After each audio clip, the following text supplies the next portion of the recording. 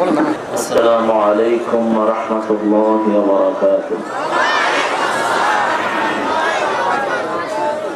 الحمد لله نحمده ونستعينه ونستغفره ونؤمن به ونتوكل عليه ونعوذ بالله من شرور أنفسنا ومن سيئات أعمالنا من يهده الله فلا مضل له تجد له وليا مرشدا أرسله بالحق بشيرا ونذيرا وداعيا إلى الله بإذنه وسراجا منيرا فقد قال الله تعالى في كلامه المجيد فرقانه الحميد أعوذ بالله من الشيطان الرجيم بسم الله الرحمن الرحيم إن الله وملائكته يصلون على النبي يا أيها الذين آمنوا صلوا عليه وسلموا تسليما اللهم صل على محمد وعلى آل محمد كما صليت على إبراهيم وعلى آل إبراهيم إنك حميد مجيد اللهم بارك على محمد وعلى آل محمد كما باركت على إبراهيم وعلى آل إبراهيم إنك حميد مجيد সকল প্রশংসার মালিক কে সে আল্লাহর জন্য সবাই পড়ছি আলহামদুলিল্লাহ পড়েন আল্লাহু আকবার কবীরা আলহামদুলিল্লাহ কাসীরা সুবহানাল্লাহ বুকরাতান ওয়া আসীলা সুবহানাল্লাহ وبحمده عدد خلقه ورضا نفسه وزنة عرشه ومداد كلماته لك الحمد بالإسلام لك الحمد بأسمائك بغي لجلال وجهك وعظمتك এমন হতে পারে এই রাতটা জীবনের শেষ রাত হয়ে যেতে পারে অনেক সাহাবী শুধু কালেমা পড়ছেন নামাজও পড়তে পারেন না রোজাও পড়তে পারেন না কিন্তু জান্নাতি হয়ে গেছেন সুবহানাল্লাহ বলেন এখানে যদি কোনো হিন্দু ভাই অথবা অন্য ধর্মের ভাই হৃদয় থেকে এই ওয়াদাটা করেন আল্লাহ তারও জীবনের সব গুনাহ মাফ করে দিবেন আমি আজকের মাহফিলের সম্মানিত সভাপতি আমার মতো অসংখ্য তারিক মনোয়ার ওস্তাদ উস্তাদুল উলামা উস্তাদুল আসাতিজা আমাদের প্রিয় মুহাদ্দিস হুজুর আপনারা ছিলেন তো হুজুরকে হুজুরের বাসা এখানে কোথায় জানেন হুজুরের বাসা জায়গাটার নাম কি হ্যাঁ মারাদা হ্যাঁ মারাদা সর্বনাশ আপনারা সব জীবিত মানুষ মারাদারে থাকেন কেন হায় হায় এটা তার জীবিত না একে এটা নামটা এরকম বিচ্ছুটে নাম দিল মরাদা যে লোক দাতা আগে থেকে হয়ে আসছে, যেহেতু কোরআনের কোন বাহক এখানে শাসন করেন নাই, সেজন্য নামগুলো চেঞ্জ হয়ে যায়। দেখেন আপনি এত মুসলমান এখানে থাকেন, জেলাটার নাম হলো ঠাকুরগাঁও। দেখছেন অবস্থা? আমরা কি ঠাকুরে বিশ্বাস করি? ঠাকুরের সাথে আমাদের কোনো সম্পর্ক আছে? ঠাকুরগাঁও হলো নোংরা। ঠাকুররা কি নোংরা? মোষ কাটে না, তারপরে বগলের পশম কাটে না, কোথায় গিয়ে কোন পশম প্যাঁচ লাগছে আল্লাহ ভালো জানে। সারা বছরেও কাপড় গায়ে দেয় না ঠাকুররা। আমাদের রবি ঠাকুর দেখছেন না, উনি হাসতো না, কাঁদতো, বুঝাই যেত না, মানে ওনার মোষ ছিঁড়ে যেত। একদিন আমাকে এক মুরব্বী বললো যে এই লোকটা আম খাইতো কেমনে? আমি বললাম সেটা আপনি আমারে জিজ্ঞেস করেন। বাবা আপনি তো বহু দেশে ঘুরেছেন, আপনি নিশ্চয়ই জানবেন। আমি বললাম চাচা এই প্রশ্ন করলেন কেন? কয় ওনার তো মুখ কিছু দেখা যায় না, মোষের দূর পর্যন্ত। আমি বললাম উনি এইভাবে মোষের ভিতরে লাঠি ঢুকায় কি বলবো, একটা তো বলতে হবে। হ্যাঁ এটা ঠিক বলছেন। আমাদের ইসলাম কত সুন্দর, আলহামদুলিল্লাহ বলেন। মোষকে ছেটে রাখতে হবে, ঠিক কিনা? তারপরে আঙ্গুলগুলো কেটে রাখতে হবে, আঙ্গুলের নখগুলো, বগলের পশম ছাঁচতে হবে। এগুলো সব নবীরা করেছেন, আলহামদুলিল্লাহ বলেন। সব নবীরা মিসওয়াক করতেন। কি করতেন? মিসওয়াক করতেন। আমরাও মিসওয়াক করব। এই গরিত্র পশমগুলো না কাটলে অসুখ হয়। কি হয়? অসুখ হয়। খাতনা করতেন সব নবীরা। এটা নবীদের সুন্নাত, আলহামদুলিল্লাহ বলেন। হুজুর দয়া করে আজকে আমাদের সভাপতি আসন অলংকৃত করেছেন। আমি খুবই আনন্দিত এবং আমি খুব আলোকিত আজকে হুজুরকে আমি পাশে পেয়েছি। দীর্ঘ অনেক দিন আগে এক মাহফিলে হুজুর আমার সভাপতি ছিলেন, আলহামদুলিল্লাহ বলেন। মাহতারাম মাওলানা আকমাল সাহেব, আলহামদুলিল্লাহ বলেন। এখানে স্টেজে অনেক ওলামা হযরত এসেছেন, আমি যাদের ছাত্র হতে পারলে ধন্য হতাম। এরকম অনেক ওলামা হযরত আলহামদুলিল্লাহ স্টেজে অলরেডি এসে পড়েছেন, স্টেজে আলোকিত করেছেন।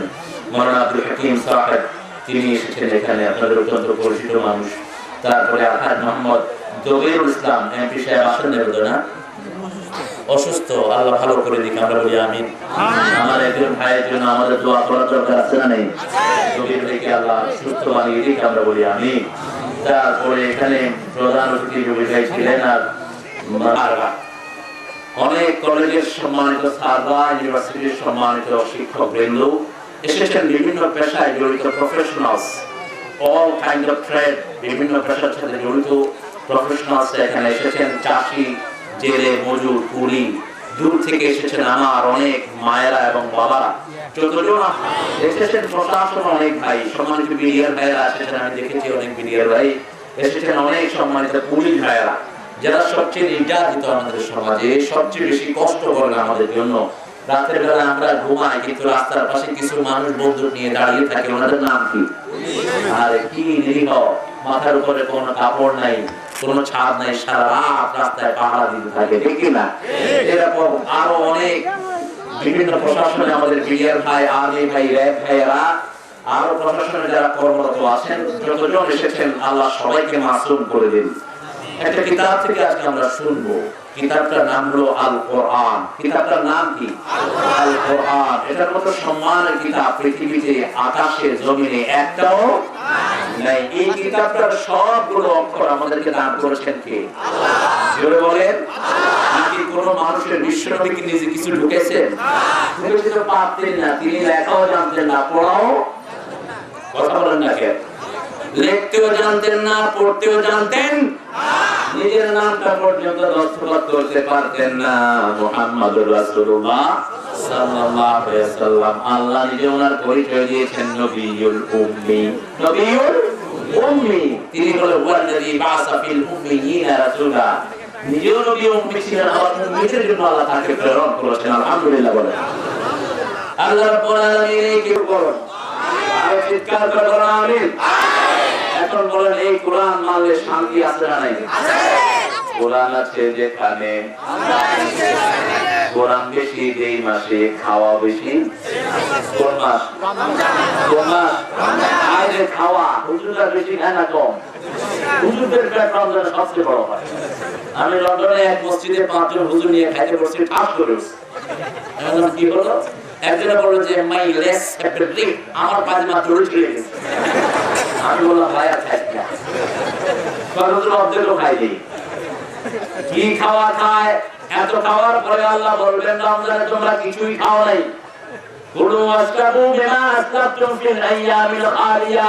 ও আমার গোলামেরা, রোজা রেখেছিস, আমাকে সিজদা করেছিস, আমার কোরআন তেলাওয়াত করেছো, যত কিছু খেয়েছো এগুলো সব আমি বিনা হিসাবে লিখে দিলাম। ওই যে রমজানে রোজা রেখেছো, একটা আলাদা জান্নাত বানালাম, রোজাদাররা শুধু সেখানে ঢুকে খেতেই থাকবে। আলাদা জান্নাত বানিয়ে দিয়েছে রোজাদারদের জন্য। সুবহানাল্লাহ। সেই জান্নাতটার নাম হলো রায়্যান। কি নাম? রায়্যান। আবার রোজাদারের যদি আপনি কোন রোজাদার যদি পানিও খাওয়ান, আল্লাহ জান্নাতের খাবার আপনাকে খাওয়ায় দিবেন। আপনার গুনাহগুলো মাফ করে দিবেন কে? আবার ওই যে রোজাদার রোজা রাখলেন, তার রোজার সওয়াব আপনাকে দান করবেন কে? আপনার রোজা কবুল না হতে পারে, কারণ আপনার রিজিক যদি হালাল না হয়, রোজা কি কবুল হবে? আপনি যদি একজনের জমি চুরি করে জমির উপরে বাড়ি বানায় বসে থাকেন, রোজা কবুল হবে? ওই বাড়িতে থেকে যত সেজদা দিবেন একটাও কবুল হবে না। এক বাড়ি থেকে একজনের লুঙ্গি চুরি করে আনলেন, এরকম লোক আছে না নাই? নতুন লুঙ্গি দেখছে, বকুল দাবা করে নিয়ে আসছে। আমি একজনকে দেখি যে কম্বল গায়ে দিয়ে যাচ্ছে, আমি বললাম এই কম্বল পাইছে কই? কয় যে গাড়িতে ঘুমাইছি, কম্বল চুরি করে দৌড় মারছে। কেন? কয় যে কম্বলটা আমার খুব ভালো লাগছে। এখন এই কম্বল গায়ে দিয়ে যদি ওই লোকটা নামাজ পড়ে, নামাজ কবুল হবে না? শরীর পাক হতে হবে কি না? হবে। তারপরে যে এই লোকটা আমারে ভালোবাসে, ওই যে সূরাটা চিনবে, ওই সূরাটা আপনাকে নিয়ে জান্নাতে চলে যাবে। সুবহানাল্লাহ। 114টা সূরার মধ্যে একটা সূরাকে আমরা বন্ধু বানাবো, রাজি আছেন তো? এখন বলেন সর্বশ্রেষ্ঠ সূরা কোনটা? কোন সূরা পড়লে সওয়াব সবচেয়ে বেশি? আমি আজকে বলি কোন সূরা পড়লে নামাজ না ছাড়া, কোন সূরা না পড়লে নামাজ হয় না, কোন সূরা পড়ে হুজুররা ফু দেয়, হুজুরদের ভ্রমণ ফাঁস করে দিয়ে দেবো। আপনারা দেখবেন হুজুরের কাছে গেলে হুজুররা ফু দেয় আস্তে আস্তে। আমি চিন্তা করতাম যে আস্তে পড়ে খেয়ে এক হুজুরে বলা, হুজুর একটু জোরে পড়ে, আমি কখনো খুব ছোট বাচ্চা, ঠিক আছে বড় হলে আমি আপনার চোখ বাইর করবো না। বুখারী শরীফ খুলে দেখি সূরা ফাতিহা পড়ে, তো জোরে পড়ে না কেন? জোরে পড়লে আপনি বলবেন এই সূরা আমিও পারি, আমি পড়ে আমি বুঝবো, আমি হুজুরের কাছে যাব। মনে রাখবেন আপনার ফু আপনার জন্য সবচেয়ে জরুরি। বিশ্বনবী নিজের পানিতে নিজে ফু দিতেন। ইবনে আব্বাস রাদিয়াল্লাহু আনহু বলেন, কাবার তওয়াফ করছি, আমার পেটে ব্যথা শুরু হয়েছে, আমি এক গ্লাস পানি নিলাম, সূরা ফাতিহা পড়লাম, দম করলাম, আমি পানি খেলাম, আল্লাহ আমার পেটের ব্যথা ভালো করে দিলে। এই পৃথিবীতে যদি কোনো বাবা সন্তানের জন্য ফু দেয়, ওই ফুয়ের দাম সবচেয়ে সারা পৃথিবীর আলেম মিলে একখানে ফু দিল, আর আপনার বাবা শুধু বিসমিল্লাহ পড়ে ফু দিল, কার ফু আল্লাহর কাছে কবুল হবে? বলেন। সারা দুনিয়ার বাবারা ফু দিল আর আপনার মা ফু দিল, কারটা আগে কবুল হবে? মায়ের হক 3 গুণ বেশি। কয় গুণ? 3 গুণ। পেটে ধারণ করেছেন কে? দুধ পান করিয়েছেন কে? প্রসবের যন্ত্রণা সহ্য করেছেন কে? আবার আমাদের দেশে বেশি মায়ের খায় কে? মায়ের খায় মা। কত নিমখারাম আমরা, কত কৃতজ্ঞ আমরা যে মাটা এত কষ্ট করে, এত কাজ করে, তারা ধরে ধরে মারি। আমি বলে থাকি বাংলাদেশের মানুষের মতো ভালো মানুষ পৃথিবীর কোন দেশে নাই। আমার এটা অবজারভেশন, পার্সোনাল অবজারভেশন। কারণ আমাদের দেশের লোকেরা খুব অল্প দুঃখ থাকে, আলহামদুলিল্লাহ বলে। একটা রিকশায় করে এসে যদি 10 টাকার ভাড়া 12 টাকা দেন, দোয়া আছে না নাই? কি বলেন আছে না? রিকশাওয়ালা মাথা মুছে দিবে, কত আদর করবে। আর যদি 10 টাকার ভাড়া 8 টাকা দেন, গালিগালাজ একটাও মাফ। রিকশায় উঠলি কেন? কি বলেন? মেটার কিন্তু 2 টাকা। এই যে 2 টাকা একটু বাড়ায় দেন, তাহলে এই রিকশাওয়ালা খুশি, আল্লাহ খুশি। রিকশায় পরিশ্রম আছে না নাই? কত পরিশ্রম। আপনি গাড়ির উপরে বসে থাকেন, এই লোকটা আপনি ডাকতেছে। আবার রিকশাওয়ালা এত কষ্ট করে খায় বিড়ি, আপনাদের এখানে অবশ্য খায় না, কারণ এখানে তো খাওয়া অনেক উদ্বৃত্ত।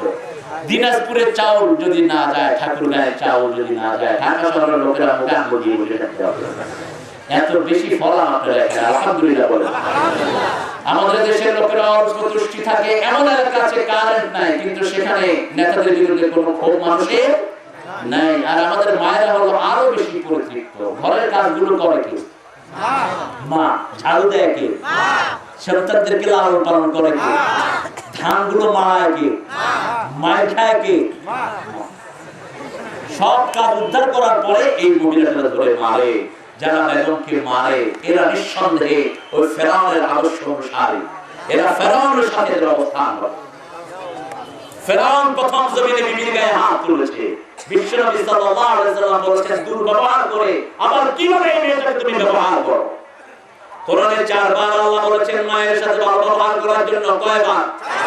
আল্লাহ বলেছেন আশিরুহুন্না বিল মারুফ, আমসিকুহুন্না বিল মারুফ, ফারিকুহুন্না বিল মারুফ, সাররিহুন্না বিল মারুফ। তোমার বিবির সাথে যদি তুমি ঘর করতে হয় সবচেয়ে সুন্দর ব্যবহার দিয়ে ঘর করবে, আর যদি আলাদা করে দিতে হয় সবচেয়ে সুন্দর ব্যবহার দিয়ে আলাদা করে দিবে। কার কথা? আল্লাহ। আর যদি বলেন একটা আয়াতের কর্নারে একটা কথা বলেছেন আল্লাহ, যে যদি বিবি বেনামাজি হয়, বেপরদিগি হয়, স্বামীর কথা না শুনে ওয়াইজুহুন্না, বিবিদেরকে তোমরা ওয়াজ করো। যদি ওয়াজের কাজ না হয় ওয়াজুরুহুন্না ফিল মাদাজি, বিছনাটা আলাদা করে দাও। এটা কার আইন? আল্লাহ। যদি তাও কাজ না হয় ফাদরিবুহুন্না, তাদেরকে মারো। কিন্তু বিশ্বনবী বলেছেন মুখে মারা যাবে না, শরীরের অঙ্গহানি করা যাবে না, শরীরে দাগ লাগানো যাবে না। কেমনে মারবেন? কেমনে মারবেন? বালিশ দিয়ে। বুঝছেন অবস্থা? এই যে টাকায় পাওয়া গেছে, কেটে গেছে এটা, এটা বিয়েই করে নাই, এটা এখনই শিখছে বালিশ দিয়ে মারতে হবে। কি সর্বনাশের কথা! আচ্ছা বালিশ দিয়ে যদি মারো তো তো দম বন্ধ হয়ে মারা যাবে, এটা বিয়ে করা যাবে না, এটা বালিশ দিয়ে এখন বিয়ে করা যাবে। এমনি বলছে আর কি, আসলে ভালো ছেলে। আমরা এখানে যারা এসেছি আমরা আমাদের বিবিদেরকে আদর করবো। আজকে আছেন তো? আমরা আজকে একটা কোরআনের সূরা বাছাই করে নেব। 4 ইমাম, অর্থাৎ 4 ইমাম, বড় বড় ইমামকে জমহুর বলা হয়। কি বলা হয়? জমহুর। এই 4 জন জমহুর ওলামা বলেছেন একটা সূরার ব্যাপারে, যে সূরাটা শুধুমাত্র এই সূরাটাই আমাদের হেদায়েতের জন্য যথেষ্ট। এরকম একটা সূরা কোরআন শরীফে আছে না নাই? এই সূরাটা সাহাবায়ে কেরাম একজনের সাথে আরেকজনের দেখা হলে সালাম কালাম বিনিময়ের পরে এই সূরাটা পড়তেন। বিদায়ের সময় এই সূরাটা পড়তেন। এই সূরাটা যখন নাযিল হয় মক্কার সকল কাফেররা এই সূরাটা মুখস্থ হয়ে যায়। সুবহানাল্লাহ। এই সূরাটা আজকে আমরা শিখে যাব এবং আমল করব। আজকে আছেন তো? আমরা আমল করব কোরআনের সূরা। তাহলে আমাদেরকে ভালোবাসবেন কে? আল্লাহ। কোরআন যারাই পড়ে তাদেরকে আদর করবেন কে? আল্লাহ। আপনি দেখেন না কোরআন শরীফ কত চমৎকার একটা কিতাব। এটা যখন আপনি পড়বেন আপনার সব রোগবাদী ভালো করে দিবেন আল্লাহ। আল্লাহ বলছেন কোরআনের প্রথম পরিচয় হলো কোরআন ঔষধ। কোরআন কি? ঔষধ। আমাদের সবার রোগ আছে না? হুজুর যেভাবে পড়েছেন সেইভাবে পড়তে। আমরা বললাম আল্লাহ শুনতে চাই, শোনার নিয়ম আছে না নাই? এবার আল্লাহ বলছেন যদি শুনতে চাও শোনো। যে কোনো মানুষ শুনতে পারে, একজন হিন্দু শুনতে পারে, খ্রিস্টান শুনতে পারে, সবার জন্য রহমত আছে না নাই? যে শুনবে তাকে রহমত দিবেন কে? আল্লাহ বলছেন ইদা কুরিয়াল কুরআনু ফাসতামিউ লাহু ওয়া আনসিতু লাআল্লাকুম তুরহামুন। যখন কোথাও কোরআন পড়া হয় আগে দিবা কান, তারপরে দিবা মন। আশা করা যায় কোরআনের সব রহমত আল্লাহ তোমাদেরকে দান করে দিবে। এরপরে আমরা বললাম আল্লাহ এই কোরআন মানলে আমাদের কি লাভ হবে সেটাও আছে না নাই? আল্লাহ বলছে শুনো কি লাভ হবে। ফামান তাবিআ হুদায়া ফালা খাউফুন আলাইহিম ওয়ালা হুম ইয়াহজানুন। এই কোরআন যে মানবে তার কোনো ভয় থাকবে না, তার কোনো দুশ্চিন্তাও থাকবে না। আপনি একটু টেস্ট করেন না, আপনি রাস্তা দিয়ে যাচ্ছেন একা একা, এই যে রাস্তাটা বড়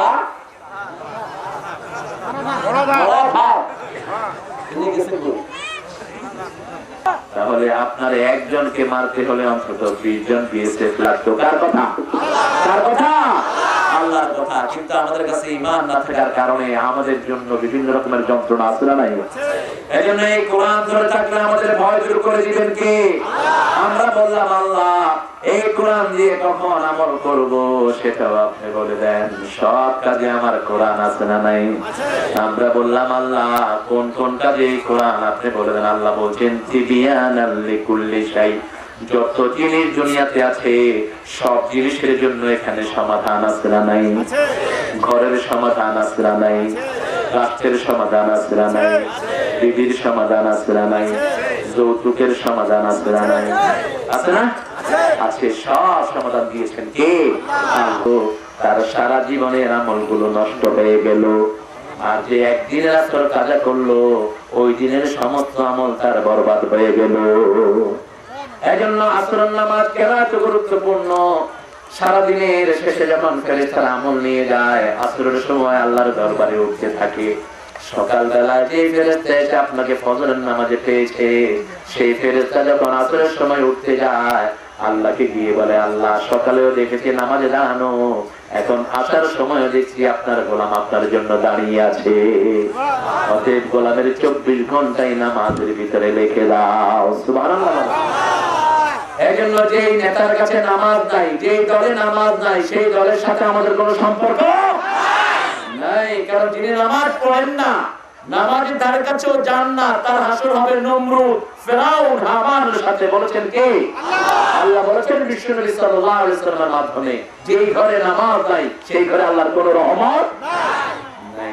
আল্লাহ রাব্বুল আলামিন আসরের কসম খেয়ে বলেন, পড়েন, আউযু বিল্লাহি মিনাশ শাইতানির রাজীম, বিসমিল্লাহির রহমানির রহিম, ওয়াল আসর ইন্নাল ইনসানা লাফী খুসর ইল্লাল্লাযীনা আমানু ওয়া আমিলুস সালিহাত ওয়া তাওয়াসাউ বিল হাক্কি ওয়া তাওয়াসাউ বিস সাবর। কার কথা? কার কথা? কোনো সন্দেহ নাই তো? মানবেন তো সবাই? দেখি কারা কারা মানবেন না, হাত তোলেন। আমি মনোযোগটা একটু টেস্ট করে নিলাম, সবার মনোযোগ ঠিক আছে, আলহামদুলিল্লাহ। কিছু কিছু ভাইয়ের একটু দাঁড়াতে অসুবিধা হচ্ছে, আপনার যদি সামনে একটু জায়গা থাকে, জায়গা কারণ আমি যারা কসম করে তারা শিরক করে। কে বলছেন? আল্লাহর কথা বলছেন মুহাম্মদ সাল্লাল্লাহু, মান আহলাফা বিগাইরিল্লাহি ফাকাদ আশরাক। আল্লাহ ছাড়া কারণ আমি কেউ যদি শপথ করে, আল্লাহর হাবিব বলেছেন সে শিরক করলো। আপনাদের এখানে শিরক আছে না নাই? মাজার আছে যেখানে শিরক আছে? মাজার অবশ্য এখানে নাই না, মাজার এখানে নাই, ওই যে ঠাকুরগাঁ শহরে আছে। কিন্তু আপনারা যদি তার কবরে গিয়ে বিভিন্ন রকমের জিনিস চান, রুকু করেন, সেজদা করেন, তাহলে ওই কবরের লোকটার কি শান্তি হবে? কথা বলেন, হবে? চাইতে হবে কার কাছে? আরো জোরে বলেন। আমি ওদিকে শুনছি কোথা জানি ঢিলা সাহেবের মাজার আছে, পেশাবখানা ঢিলা ফেলতে ফেলতে এখানে ঢিলা কিছু হয়ে গেছে, সেখানে ঢিলা কুলুপের মাজার নাকি জানি করে। ওদিকে উত্তরবঙ্গে কোথায় জানি এরকম মাজারও আছে। ফেল মাজার না, ফেল মাজার নাকি। আবার চট্টগ্রামে যেতে আছে হযরত ডাইচাই শাহের মাজার। তো সেখানে একজন আলেম ওয়াজ করতে গিয়ে বললেন যে মাজারের লোকটা আর কত ডাইচাই ফেলে, এখন লিখে দাও পোলাও এবং বিরিয়ানি শাহের মাজার। এই মাজারগুলোর কোনো অস্তিত্ব নাই ইসলামে। মাজার শব্দটাও ইসলামে নাই। ইসলামে আছে কবর, ইসলামে আছে কি? জোরে বলেন, কবর। হাদিস এবং কোরআনে যে শব্দটা, সেটার নাম কবর। সেটার নাম কি? কবর। কোরআনের আর জায়গায় কবরের কথা বলেছেন কে? হাদিসের বিভিন্ন জায়গায় বিশ্বনবী কবরের কথা বলেছেন। কবরের পাশ দিয়ে যেতে হলে কবরের মুর্দার জন্য দোয়া করলে সওয়াব আছে না নাই? আপনি যাওয়ার সময় বলেন আসসালামু আলাইকুম ওয়া রাহমাতুল্লাহি, এতটুকু বললেই হবে। আসসালামু আলাইকুম ইয়া আহলাল কবর অনেকে জানে না, এই জন্য কবর দেখলে অনেকে এরকম করে। আপনাদের এখানে আছে কিনা আমি জানি না, এটা বেদাত। আপনি এটা করবেন না। কেন? চোখে চুমা দিবেন। কোন জিনিস ছুঁয়ে মুখে লাগানোর কোন সিস্টেম নাই পৃথিবীতে। শুধু দুইটা জিনিসকে বিশ্বনবী তালাক করেছেন। দুইটা জিনিস। কয়টা? দুইটা। একটা হলো হযরত আসওয়াদ, আর একটা হলো রুকনে ইয়ামানি। এই দুইটা ছাড়া দুনিয়ার কোন জিনিস যদি আপনি ধরেন, কোন সওয়াব। আবার ওই দুইটা জিনিস আপনি না ধরতে পারলেও যদি এমনি হাত ইশারা করেন, সওয়াব আছে না নাই? হজের সময় হাজিরা হযরত আসওয়াদের কাছে যেতে পারে না, এইভাবে করলেই ধরার সওয়াব দান করে দিবেন কে? আল্লাহ। ওমর ফারুক বলেছেন, ইয়া হযরত আসওয়াদ, হে হযরত আসওয়াদ, তুমি একটা কালো পাথর ছাড়া আর কিছুই না। বিশ্বনবী তোমার কাছে না আসলে আমিও আসতাম না। হুজুর এসেছেন, সেই জন্য আমরাও এসেছি। বিশ্বনবী যা করেছেন সেটার নাম ইবাদত। সেটার নাম কি? ইবাদত। আমরা কসম খাবো কার নামে? আরো জোরে বলেন। মানত মানবো কার নামে? একটা গরু মানত মানবো কার নামে? একটা ছাগল মুরগি মানত করবো কার নামে? কোন পীর সাহেবের নামে নয়, কোন ব্যক্তির নামে নয়, কার নামে? আল্লাহর নামে করতে হবে। আর সবচেয়ে বেশি সওয়াব হলো নিজের নিকটাত্মীয়কে খাওয়ালে সবচেয়ে বেশি সওয়াব। আপনার নিকটাত্মীয় যিনি টাকা পয়সা নাই, এরকম আত্মীয় আছে না নাই? একে যদি খাওয়ান দুটা সওয়াব, দুটা লাভ। কয়টা লাভ? একটা হলো গরিবকে খাওয়ানোর সওয়াব, আরেকটা হলো আল্লাহ আপনার হায়াত বাড়িয়ে দিবেন। হুজুর সাল্লাল্লাহু আলাইহি সাল্লাম বলেন, যারা নিজের হায়াত বাড়াতে চায় তারা যেন বেশি করে নিজের পিতামাতার খেদমত করে, নিজের আত্মীয়র খেদমত করে, তাহলে আল্লাহ তার হায়াত বাড়িয়ে দিবেন। নিকটাত্মীয়কে কিছু দেওয়া আল্লাহ ফরজ করে দিয়েছেন। কি করেছেন? আতে যাবিল কুরবা হাক্কাহু, তোমার হকটা তোমার নিকটাত্মীয়কে দান করে দাও। এটা কার কথা? আল্লাহর। আল্লাহ কসম খাইলেন, আল্লাহর কসম আমাদের কসম পার্থক্য। আল্লাহর কোন জিনিসের সাথে আমাদের কোন জিনিসের কোন মিল নাই। আমাদের কাল হলো তিনটা, আল্লাহর কাল কয়টা? জোরে বলেন। আল্লাহর যেটা আছে সেটা আমাদের নেই। আমাদের যেটা বললাম সেটা অতীত, যেটা বলিনি সেটা কি ভবিষ্যৎ। বর্তমান বলতে আমাদের কিছুই মা বাদা আহলামুন ওয়া মা বাকিয়া মিনহা আমানি আল ওয়াক্তু বাইনাহুমা দাআউ। আমি যেটা বলে ফেললাম সেটা অতীত হয়ে গেল আমার স্মৃতি, আর যেটা বলেনি সেটা ভবিষ্যৎ। এই অতীতের স্মৃতি আর ভবিষ্যতের আশার ভিতরে আমাদের জীবনটা চলে যায়। আর আল্লাহর কাছে সবটাই বর্তমান। সবটা কি? কিয়ামতের দিন আল্লাহ সময়ের এই গণ্ডিটা তুলে দিবেন। সময় যখন উঠে যাবে তখন দেখবেন ৫,০০০ বছর আগে যারা দুনিয়াতে ছিল তারাও আপনার পাশে আছে না নাই? কথা বলে। এখন হলো মহাকালের সমষ্টি। ২০ বছর আগে আমার বাবা ছিলেন, ৫০ বছর আগে আমার মা ছিলেন, ৫০ বছর আগে আমার দাদা দাদি ছিলেন। এখন আর কেউ দুনিয়াতে নাই। আল্লাহ যখন সময়টা তুলে দিবেন তখন আমরা সবাই একটা মাঠে হাজির হব। সেই মাঠের নাম হলো কিয়ামতের ময়দান। কিসের ময়দান? কিয়ামতের ময়দান। এই জন্য আল্লাহ সময়ের কসম খেয়েছেন। এই সময় ছাড়া আমরা জীবনে চলতে পারি না। আল্লাহ বলছেন, ওয়াল্লাহ আসর ইন্নাল ইনসানা লাফি খুসর। সময়ের কসম, মহাকালের কসম, আসরের নামাজের কসম। ইন্নাল ইনসানা লাফি খুসর। সমস্ত মানুষ ধ্বংসের মধ্যে ডুবে আছে। কার কথা? সমস্ত মানুষ। আর ইসলামের ইস্তেগরাক কি? সমস্ত মানুষ বলতে পৃথিবীতে যত মানুষ আসছে এবং আছে সবাই আসরা নাই। কথা বলেন। সবাই এর ভিতরে শামিল। ইন্নাল ইনসানা লাফি খুসর ইল্লাল্লাযীনা আমানু। যেখানে ধ্বংসের কথা সেখানে বলার কথা বলেছেন কে? যেখানে মূসার কথা সেখানে আবার ফেরাউনের কথা এনেছেন কে? যেখানে আল্লাহর কথা তার পাশে শয়তানের কথা আছে না নাই? কথা বলেন। আউযু বিল্লাহি, আরো জোরে বলেন। আউযু বিল্লাহি মিনাশ শাইতানির রাজীম। বিসমিল্লাহির। আশ্রয় চাই আল্লাহর কাছে। কার থেকে? শয়তান থেকে। কার থেকে? শয়তান থেকে। তাহলে আল্লাহ শয়তানের কথা কেন বললেন? সন্তানকে যদি না চিনেন তাহলে বিপদের সম্ভাবনা আছে না নাই? যেমন আমাদের প্রথম পিতা, কি নাম? জোরে বলেন। আমরা কার সন্তান? কে বলেছেন? আমরা কোন চোরের সন্তান নই, কোন কাফেরের নই। আল্লাহ বলেছেন, ওয়ালাকাদ কাররামনা বনি আদম। ও আদম সন্তান, তোমাদের সবাইকে আমি সম্মানিত করেছি। তোমাদের সম্মান বেশি, এই জন্য কলাটার ভিতরে ঢাকনি আছে না নাই? কথা বলেন। কমলার ভিতরে ঢাকনি আছে না নাই? মেহমানকে আমরা যখন কিছু দেই, কি দিয়ে দেই? ঢাকনা দিয়ে দিই, তাই না? যেমন ঢাকা থেকে মেহমান আসছে, বিয়ের মেহমান আসছে, সবকিছু কি দিয়ে দেই? ঢাকনা দিয়ে দিই। আল্লাহ বলছেন, আমার মেহমান তোমরা, এজন্য চাউল দিলাম ঢাকনা দিয়ে, গম দিলাম ঢাকনা দিয়ে, ভুট্টা দিলাম ঢাকনা দিয়ে, তারপরে সব খাওয়ার উপরে ঢাকনা দিয়েছেন কে? আল্লাহ রাব্বুল আলামিন ঢাকনা দিয়ে দিয়েছেন। আর আদম আলাইহিস সালাম জান্নাতে শয়তানকে চিনতে পারে নাই, এজন্য আদমকে ধোঁকা দিয়েছে কে? আল্লাহ। লাঠি দাও তো। আদমকে ধোঁকা দিয়েছে আল্লাহ। আসলে আল্লাহকে ভালোবাসে তো ঠেলা ছুটে বলেছে। আমি লন্ডনের এক মসজিদে দেখি যে একজন মুরব্বী মানুষ বসে বসে পড়তেছে, ইন্না লিল্লাহি ওয়া ইন্না ইলাইহি রাজিউন। চিন্তা করলাম, মারা গেল কে? বললাম, চাচা, who has died? মারা গেল কে? No one died. My son got the first position in his exam. কেউ মরে নেই, আমার পুরো পরীক্ষায় ফার্স্ট হয়েছে। তাহলে পরীক্ষায় ফার্স্ট হইছে আপনি ইন্নালিল্লাহ পড়তেছেন কে? কয় পড়তাম আলহামদুলিল্লাহ, ঠেলা চোটে ইন্নালিল্লাহ হয়ে গেছে। এমন দয়ালু আল্লাহ, ঠেলা চোটে পড়লে সেটা আল্লাহ দিবেন না, মনের চাই দিবেন, ঠিক না? মা দিবেন, নামাজ পড়ছি, আমার পাশে এক মুরব্বি রুকুতে গিয়ে কয় ঠুকু ঠুকু। হ্যালো, কি ব্যাপার?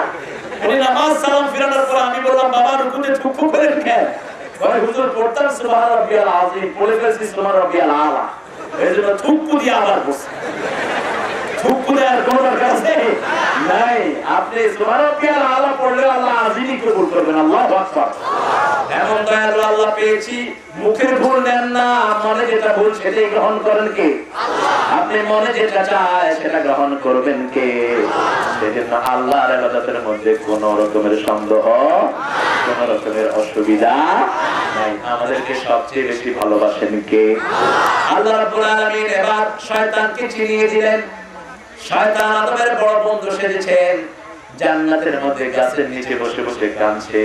শয়তান হুজুরের কাছে আসে হুজুরের পোশাক ধরে, আর মাস্টারের কাছে যায় মাস্টারের পোশাক ধরে। যাকে যেভাবে ধোঁকা দেয়া যায় সেইভাবে শয়তান ধোঁকা দেয়। শয়তান কখনো সিনেমার রাস্তায় থাকে না, শয়তান থাকে মসজিদের রাস্তা, শয়তান থাকে কোরআনের রাস্তায়, ঠিক না? আদম আলাইহিস সালামের রাস্তায় বসে বসে কাঁদছে। আদম আলাইহিস সালাম বললেন, হাওয়া আছে সাথে, বলছে তুমি কাঁদো কেন? তুমি কি? কয় ইন্নী লাকুমা নাসিহুন আমিন, আমি তোমাদের দুইজনের সবচেয়ে উপকারী বন্ধু, তো তুমি কাঁদছো কেন? কয় আদম এবং হাওয়া, ফালা তাকরাবা হাযিহি শাজারা, এই গাছটার কাছে যেও না, তোমাদেরকে নিষেধ করে দিয়েছেন কে? আল্লাহ। কেন নিষেধ করেছে জানো নাকি? এই গাছটার কাছে যদি তোমরা যাও, লা তাকুনান্না মিনাল খালিদিন, তাহলে জান্নাতে তোমরা চিরস্থায়ী হয়ে যাবা। আল্লাহ চায় না তোমরা জান্নাতে চিরস্থায়ী হও। চাই নাকি কি করতে হবে? কয়া দে মিস্টার ইবলিস, এই গাছের জিনিস ভালো করে খাও। দুইজনে খেলেন, শরীর থেকে জান্নাতের পোশাক সরে গেল, জান্নাতের পাতা নিয়ে ইজ্জত ঢাকলেন। এজন্য শয়তানের নাম হলো যৌনবাদী। শয়তানের নাম কি? আর আমরা হলাম মৌলবাদী। শয়তানকে যারা অনুসরণ করে তাদের মধ্যে পর্দার কোনো সিস্টেম নাই, ইসলাম পালনের কোনো সিস্টেম নাই। কিন্তু কোরআনের মাহফিলে ইসলামের সিস্টেম আছে না নাই? এই যে আপনারা এসেছেন প্রায় লাখের উপরে মানুষ, আমার মায়েরাও এসেছেন, দুইজনের মধ্যে পর্দা আছে না নাই? কথা বলেন, এই পর্দা কি সুন্নত না নফল? আরো আসতে কর, পর্দা কি কে করেছেন ফরজ? আল্লাহ করেছেন। পর্দা পুরুষের জন্য ফরজ, মেয়ের জন্য ফরজ। আমরা মেয়ের দিকে তাকাতে পারবো না, মেয়েরা আমাদের দিকে তাকাতে পারবে না। এটা কার আইন? কুল্লিল মুমিনিনা ইয়াগুদ্দু মিন আবসারিহিম, কুল্লিল মুমিনাতি ইয়াগুদ্দু মিন আবসারিহিন্না, মুমিন পুরুষদেরকে বলে দাও তারা যেন তাদের চোখটাকে অবনত রাখে, আর মুমিনা নারীদেরকে বলে দাও তারা যেন তাদের চোখটাকে নিচে নামিয়ে রাখে। কার কথা? রাস্তা দিয়ে চলছেন, হঠাৎ করে একজন মেয়ে আপনার সামনে পড়ে গেল, আপনি কি করবেন? আস্তে দৃষ্টিটা নামিয়ে ফেলেন, তাহলে মাফ করে দিবেন কে? চোখের সামনে পড়লে দৃষ্টি নামিয়ে ফেলেন, কিন্তু এমনি করে তাকাও, কয়েকবার দেখা তো জায়েজ আছে, এমনি তাকায় হবে না। এটা আপনি চোখের সামনে পড়লো, এক পলক আপনি নিচে নামিয়ে ফেললেন, এটা মাফ করে দিবেন কে? কিন্তু এক পলকের উপরে যেটা তাকাবেন সেটার জন্য গুনাহ লিখে দিবেন কে? আল্লাহ আমাদেরকে মাফ করে দেন। তবে বিয়ের আগে লাইন করাটা আল্লাহ জায়েজ করে দিয়েছেন। টেলিফোনে মেয়েদের সাথে লাইন করবেন, চিঠি লিখে লাইন করবেন। আপনাদের এখানে আছে না নাই? পোলাপান স্কুলের মেয়েদের পিছনে ঘুর ঘুর করে, এরকম আছে না নাই? হ্যাঁ, মনে রাখবেন, বিয়ের আগে কোন মেয়ের সাথে টেলিফোনে কন্টাক্ট, কোন মেয়ের সাথে গোপন চিঠি আদান প্রদান, এই সবগুলো আল্লাহ হারাম করে দিয়েছেন। কোন মেয়ের সাথে কোনো সম্পর্ক রাখতে পারবে না। কার কথা? হ্যাঁ, কোন মেয়েকে আপনার ভালো লাগতেই পারে। যেমন মা আয়েশাকে বিয়ের আগে 3 বার স্বপ্ন দেখেছেন মুহাম্মদ সাল্লাল্লাহু, হুজুর স্বপ্ন দেখলেন বধূ ভেসে। কি ভেসে? বধূ ভেসে। আপনাদের এখানে বধূকে কি বলে? বউ। বউ, ঠিক আছে, এটা বউয়ের ভাষা। বউ, বউ ভেসে দেখেছেন। 8.5 বছরের আয়েশা ঘুমটা দিয়ে বসে আছে। হুজুর ঘুম থেকে উঠলেন, উঠে বললেন, আল্লাহ। কার কাছে বললেন? আল্লাহ, আপনি আয়েশার স্বপ্ন দেখান কেন? আপনি আমাকে আয়েশাকে দিয়ে দেন। স্বপ্ন দেখায় কোনো লাভ নাই, আয়েশাকে দিয়ে দেন। আয়েশার আব্বার কাছে গিয়ে বললেন, ও আবু বকর রাদিয়াল্লাহু আনহু আমি এরকম স্বপ্ন দেখেছি বিবাহ হয়েছে কি হয়নি কথা বলেন হয় নাই কিছু জানো না বিশ্বনবীর সবচেয়ে ছোট বিবির নাম কি জোরে বলেন আয়েশা সবচেয়ে বেশি হাদিস যিনি মুখস্থ করেছেন তিনার নাম কি আয়েশা সবচেয়ে বেশি জ্ঞানী ছিলেন তিনার নাম কি কার ঘরে বিশ্বনবী শুয়ে আছেন কার ঘরে আয়েশার ঘর কার কোলে মাথা রেখে দুনিয়া থেকে বিদায় হয়েছেন আরে কত বরকত এই ছোট্ট আয়েশা সুবহানাল্লাহ বলেন আয়েশা যখন হাদিসে আসলে না আসতো হুজুর হাদিস পড়তেন না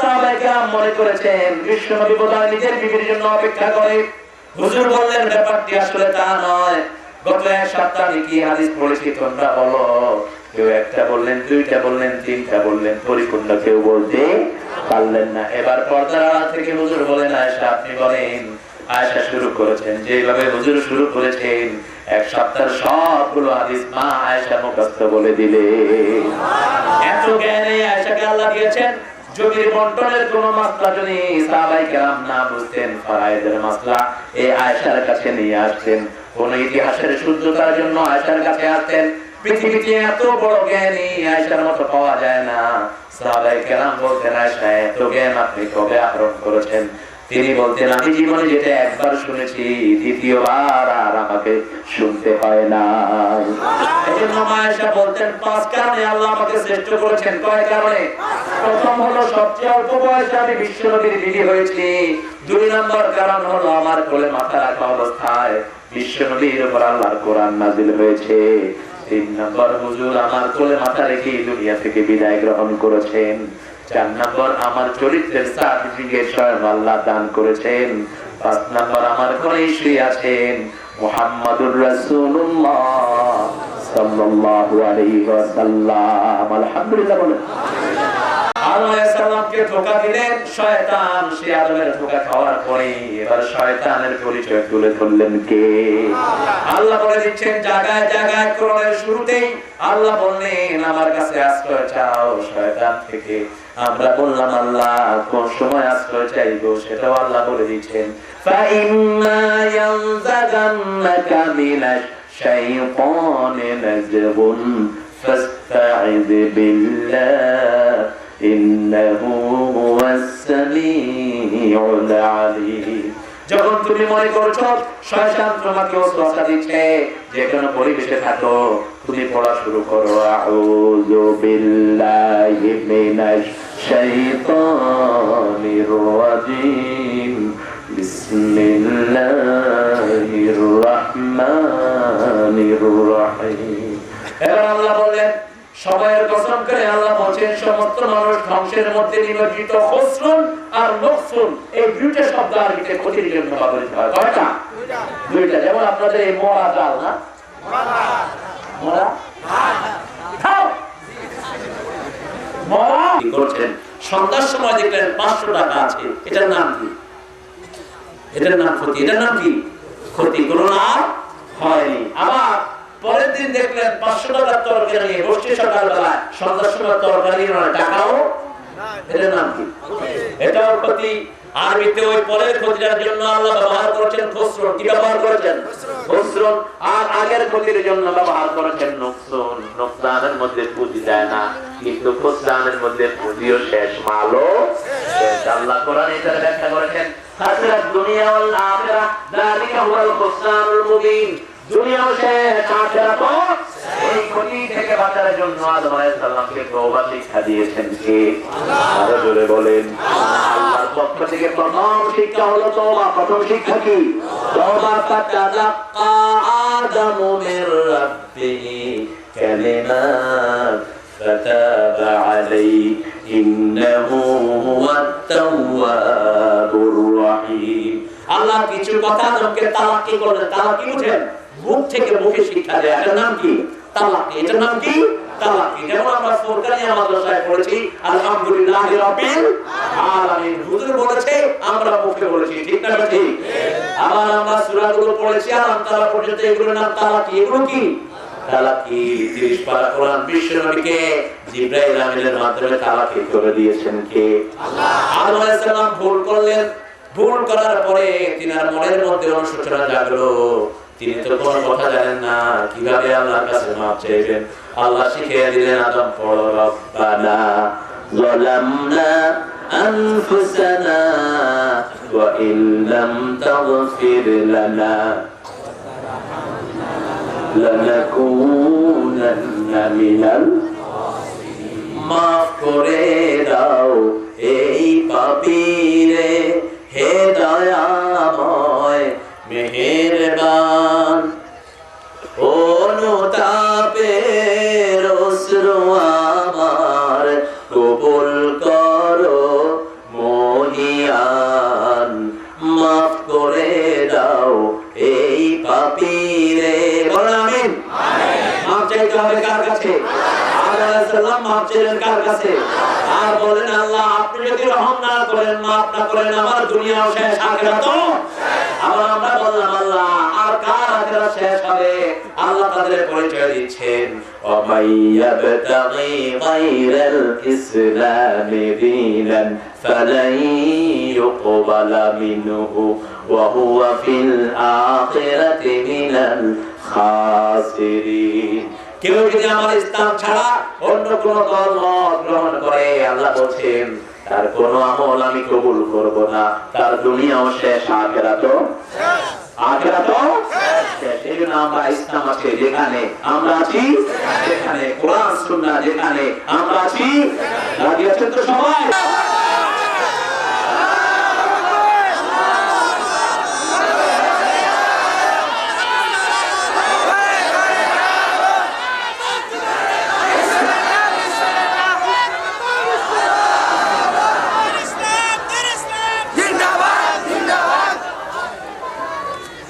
আলহামদুলিল্লাহ বলেন। আপনাদের কষ্ট হচ্ছে না? অনেকে সবাই ঠিক মতো শুনতে পাচ্ছেন তো? আখিরাত শেষ, এদের পরিচয় কোরআনে আরো দিচ্ছেন। কে দিচ্ছেন? কে দিচ্ছেন? আরো জোরে বলেন। আল্লাহ রাব্বুল আলামিন এদের পরিচয় দিচ্ছেন, সূরা বাকারাতে দিচ্ছেন, বিভিন্ন সূরায় আল্লাহ দিলেন الذين ينقضون عهد الله من بعد ميثاقه ويقطعون ما أمر الله به أن يوصل ويفسدون في الأرض أولئك هم الخاسرون. الذين ينقضون عهد الله যারা আল্লাহর সাথে ওয়াদাকে লঙ্ঘন করে। কে বলছেন? আল্লাহ বলছেন আমাদের রবকে, আমাদের শিক্ষা ব্যবস্থা দিবেন কে? কোরআন শরীফে প্রথম শিক্ষা ব্যবস্থা দিয়েছেন কে? এখন সেই শিক্ষা ব্যবস্থা যদি আল্লাহটা না মেনে আমরা যদি কোনো মানুষেরটা মানি, তাহলে ওয়াদা লঙ্ঘন হলো কার সাথে? আল্লাহ বলছেন আলাস্তু বিরাব্বিকুম লাহি রাব্বিল আলামিন। আল্লাহ বললেন দাঁড়িয়ে আমাকে রব বললা, কিন্তু মাথা যখন নত করবা তখন কাকে রব বলবা? আমরা রুকুতে গিয়ে বলি সুবহানা রাব্বিয়াল আযীম। আল্লাহ বলেন রুকু থেকে উঠে কাকে রব বলবা? আল্লাহ বলেন এখনো হলো না গোলাম, আমাকে যে ওই যে রূহের জগতে রব বলেছিলা, এবং কপাল মাটিতে লাগাও, নাক লাগাও, হাত লাগাও, পা লাগাও, পায়ের পাতা লাগাও, সমস্ত অঙ্গ প্রত্যঙ্গ গুলো মাটিতে লাগায়া ও গোলাম স্বীকৃতি দাও তোমার রবকে। সাথে সাথে আমরা বলি সুবহানা রাব্বি আল আ'লা। বলেন সুবহানা রাব্বি আল আ'লা। আল্লাহ বলেন ও নবী বলে দাও, গোলাম যখন আমাকে সিজদা দেয়, গোলামের মধ্যে আমার মধ্যে কোনো পর্দা থাকে না। এই সিজদায় গোলাম আমার কাছে যা চাইবে সব কবুল করে নেবেন কে?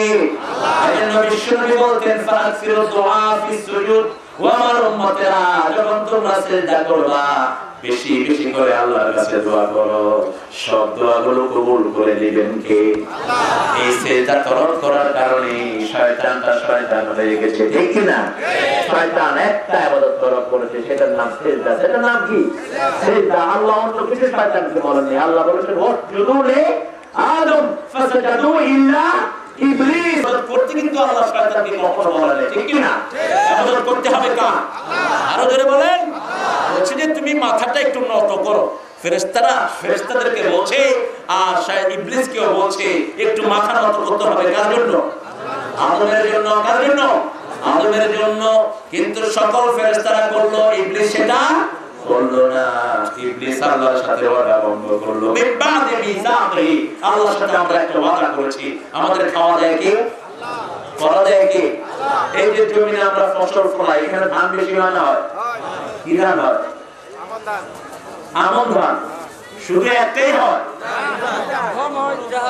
গম হয়, ভুট্টা হয়, তারপরে বেলুদের ভুট্টা হয়, চাইনা হয়।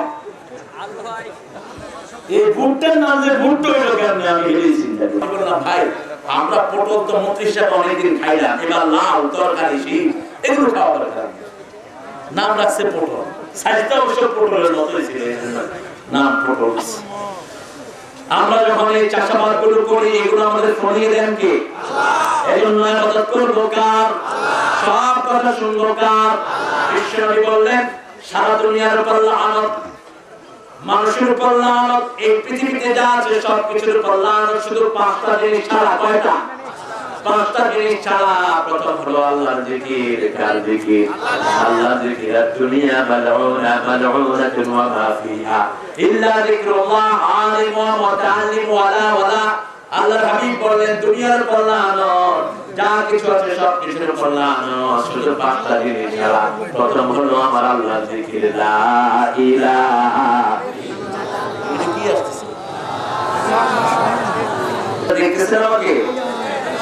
সবাই দেখতেছে? তুমি একটু বেশি দেখতেছো, তুমি একটু নিচে নেমে যাও, পিছনের লোকেরা দেখে। জিকির করতে হবে কার? ঘরের ভিতরে ঢুকার জিকির আছে না নাই? কোন পা দিয়ে ঢুকবেন? ডানে রহমতের ফেরেশতা থাকবে, কিন্তু যদি কোনো নেতা নেত্রীর ছবি টানায় রাখেন, ফেরেশতা সেখানে ঢুকতে পারে না। এজন্য ঘরের মধ্যে কারো ছবি রাখবো না, নাম রাখবো কার? 2 নম্বর, যখন ঘর থেকে বের হন কোন পা দিয়ে বের হবেন? বাম পা দিয়ে বের হওয়ার পরে বিসমিল্লাহি তাওয়াক্কালতু আলাল্লাহ। তাহলে আপনার পর রাগ করবে কে? রাগ করবে কে? শয়তান। খুশি হবে কে? আল্লাহ। যখন বলে বিসমিল্লাহি তাওয়াক্কালতু আলাল্লাহ, ওই দিনের জন্য শয়তান তার উপর নিরাশ হয়ে যায়। সুবহানাল্লাহ। আবার বিশ্বনবী সাল্লাল্লাহু আলাইহি সাল্লাম 2 ভাবে আল্লাহর কাছে আশ্রয় চাইতেন। কয় ভাবে? 2 ভাবে আশ্রয় চাইতেন। এক হলো রাতের বেলা যখন হুজুর শুইতে যাইতেন, 3টা সূরা পড়ে হুজুর নিজেকে ফু দিতেন, আবার নিজের বিবিকে ফু দিতেন, বাচ্চাদেরকেও ফু দিতেন। এই ফুটাকে হুজুর বলেছেন এটা হলো মুসলমানদের জন্য দুর্গ। সুবহানাল্লাহ বলেন। এই কাজটা যদি আপনি করেন, আপনার বাচ্চাগুলোকে হেফাজত রেখে দিবেন কে? আমাদের এখানে বাচ্চাদের চোখ লাগে কিনা? চোখ লাগে না? এরকম সুন্দর শরীর, কিন্তু একজন কুল হুয়াল্লাহ সূরাটা 3 বার, নাস 3 বার, ফালাক 3 বার, 3 3 9 বার পড়ে নিজের হাতে ফু দিতেন, হাত দিয়ে নিজের শরীরটা মুছতেন, বিবি আয়েশাকে মুছতেন, নিজের বাচ্চাগুলোকে মুছতেন। হুজুর বলতেন যারা রাতে এই কাজটা করে সারা রাত তাদেরকে পাহারা দিবেন কে?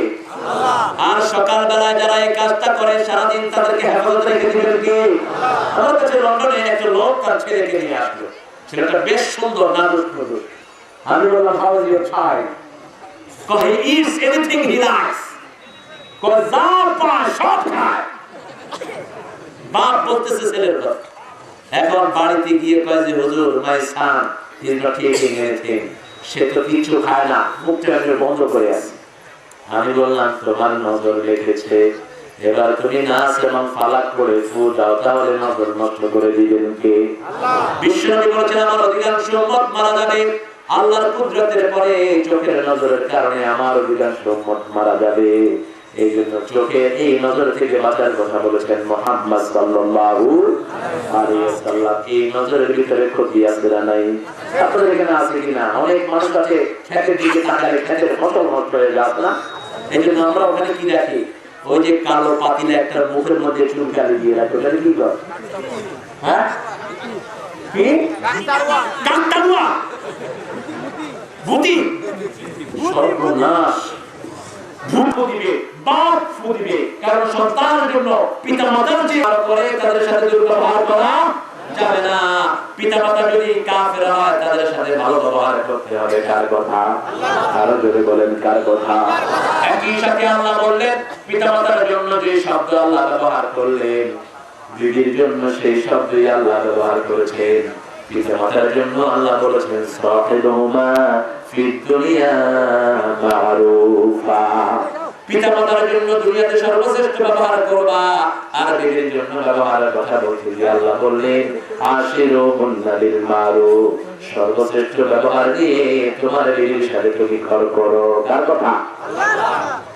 মা আয়েশাকে জিজ্ঞেস করা হলো, হুজুর যখন ঘরের দিকে আসতো আপনাদের অনুভূতি কি হতো? মা আয়েশা বলতেন, হুজুর যখন ঘরের দিকে আসতো আমাদের মনে হতো বসন্তের ঠান্ডা বাতাস আমাদের ঘরের দিকে প্রবাহিত হচ্ছে।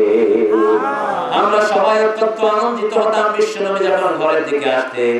তিরমিজির বর্ণনায় মা আয়েশা বললেন, আমি আর আমার সতীন সাফিয়া একসাথে বসে আছি। সতীন বলে কারণ বলেছেন, একজন লোক দু তিনটা বিয়ে করলে এদেরকে কি বলে? সতীন আর বাংলাদেশে কেউ চেঞ্জ করে না, এটা সবখানে সতীনই আছে। চিন্তা করলাম কোন জায়গায় নতুন কোন নাম দিয়েছে কিনা। আবার তো সাফিয়া রাদিয়াল্লাহু আনহা এবং মা আয়েশা বসে আছেন একসাথে, দুজন কি সতীন। হুজুর এসে দুইজনের মধ্যখানে বসলেন, আলহামদুলিল্লাহ বলেন। হুজুর মধ্যখানে বসলেন, এবার মা আয়েশা বলছেন, আমি গোশতের খামির রেঁধেছি। আমি চিন্তা করলাম আমার বোন সাফিয়া আমার ঘরে বেড়াতে এসেছেন, আমি আমার বোনটাকে গোশতের খামির দেই। কারণ বিশ্বনবীর প্রত্যেক বিবির জন্য আলাদা ঘর আছে না নাই, আলাদা সময় আছে না নাই। কোন বিবিকে বেশি কোন বিবিকে কম দেয়া যাবে না, সবাইকে সমান দিতে হবে। সবাইকে একই কাপড় দিবেন, একই খাওয়া দিবেন, একই সময় দিবেন। হ্যাঁ, মনের টান কারো প্রতি বেশি থাকতে পারে, সেটা আপনি বুঝাবেন না। মনের পত্র কোনো জোর খাবে না, জোর খাবে, কিন্তু আপনি এটা প্রকাশ করবেন না। মা আয়েশা বললেন, আমি আমার বোনকে বললাম, বোন সাফিয়া তুমি এটা খাও। আমার বোন বলল, আমি খাবো না। আমি বললাম, তুমি খাবা না, তোমার বাপে খাবে। আমি মুখে গোশত লাগায়া দিলাম। সাফিয়া বললেন, হুজুর দেখেন তো আমার মুখে আয়েশা গোশত লাগিয়ে দিয়েছেন। হুজুর বললেন, তুমিও সাফিয়ার মুখে লাগায়া দাও। দুইজনের চেহারা এক হলো। এখন বললেন, এবার দুইজনেই খাও। সুবহানাল্লাহ বলেন। আমরা হলে দুইটারে কি লেখাম, আমার সামনে এই বাংলামি করো, ঠিক কিনা? কোন বিবিকে মারা তো দূরের কথা, হুজুর বলেছেন কোনদিন কোন মেয়ের সাথে মেয়েকে গালি দিও না, কারণ আমি নবী মুহাম্মদ সব মেয়েদের বাপ। হুজুর বলতেন, লা তাসবুল বানাতি নিয়াবুল বানাত, আমার উম্মতেরা মেয়েদেরকে গালি দিও না, আমি নবী মুহাম্মদ দুনিয়ার সব মেয়েদের পিতা। তিনটা জিনিসকে হুজুর বলেছেন দুনিয়া থেকে আল্লাহ আমার ভালোবাসা করে দিয়েছেন। কয়টা জিনিস?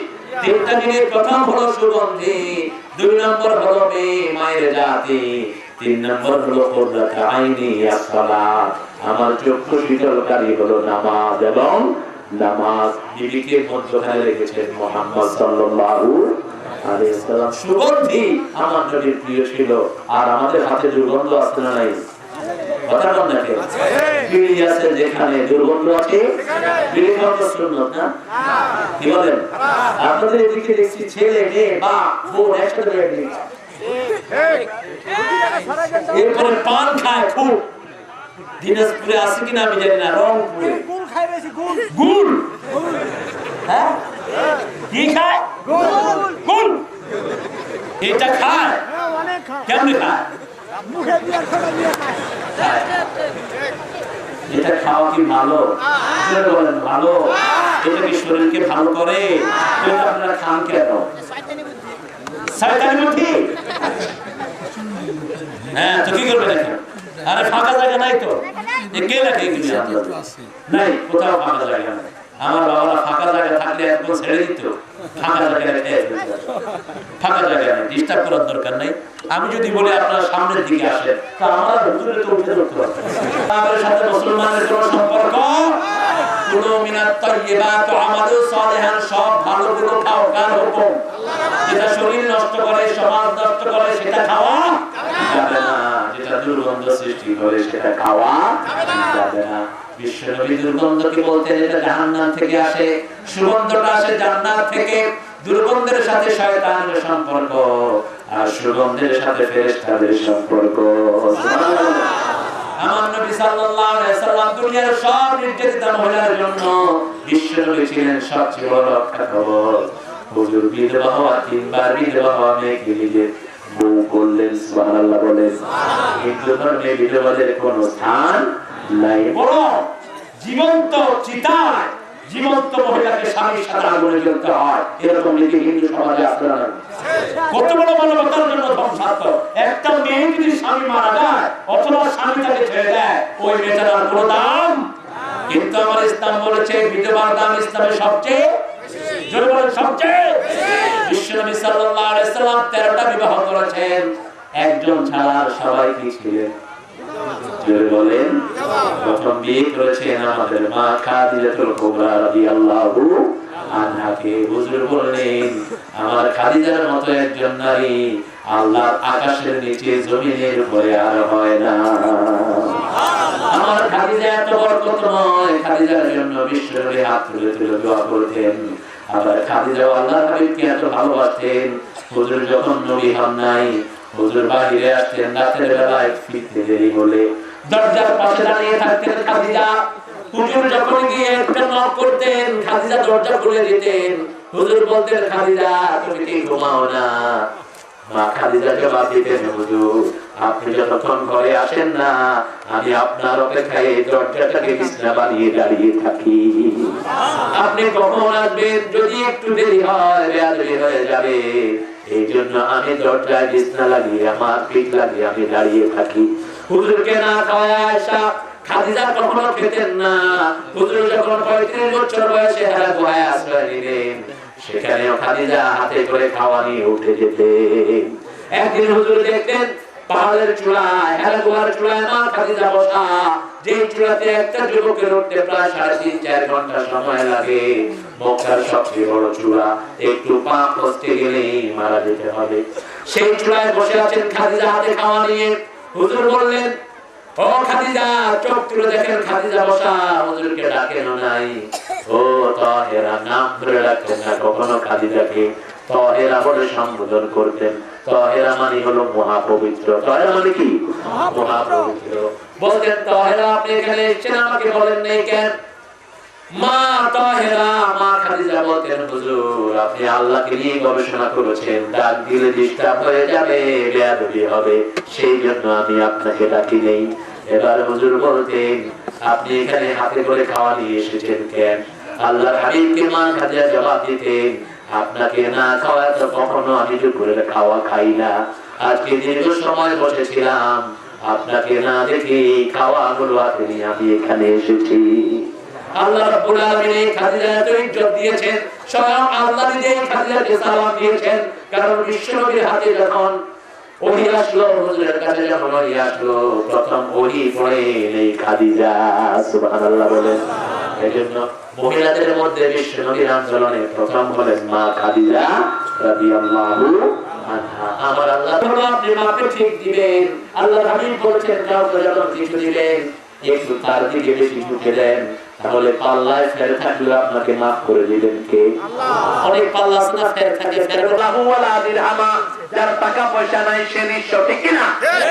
হুজুর বললেন না, আসল নিঃস্ব হলো শুনো এই লোক দুনিয়া ভর্তি সওয়াব নিয়ে গেছে, নামাজের সওয়াব, সদকার সওয়াব, হজের সওয়াব, দান খয়রাতের সওয়াব, কিন্তু সাথে সাথে মানুষের হক মেরে পরে পরে হুজুর ফু দিচ্ছেন, সূরা ফাতিহা শেষ, পানিও শেষ, ব্যথাও শেষ। মা আয়েশা বললেন হুজুর আপনি শুধু ফু দিলেই তো হতো। আল্লাহর হাবিব বললেন শোনো আয়েশা, এই যে পোকটা কামড় দিয়েছে এই ব্যথার জন্য ঔষধ হলো লবণ এবং পানি, আর ফুটা হলো আল্লাহর রহমত, দুইটা মিলে চিকিৎসাটা পরিপূর্ণ হয়। এখন আমাদের একদল গিয়েছে শুধু ফুয়ের দিকে, আরেকদল গিয়েছে শুধু ঔষধের দিকে, এই জন্য কোনটাই পরিপূর্ণ হয় না। এবার আল্লাহ রাব্বুল আলামিনের হাবিব বললেন 2 নম্বরে যারা আলেম তাদের সাথে থাকতে হবে, 3 নম্বরে যারা আলেম শিখে তাদের সাথে থাকতে হবে, 4 নম্বর যারা কোরআনকে ভালোবাসে তাদের সাথে থাকতে হবে, তাদেরকে ভালোবাসতে হবে। ভালোবাসতে আপনারা রাজি আছেন তো? সবাই রাজি আছেন? 5 ওয়াক্ত নামাজ ছেড়ে দেবেন, রাজি আছেন?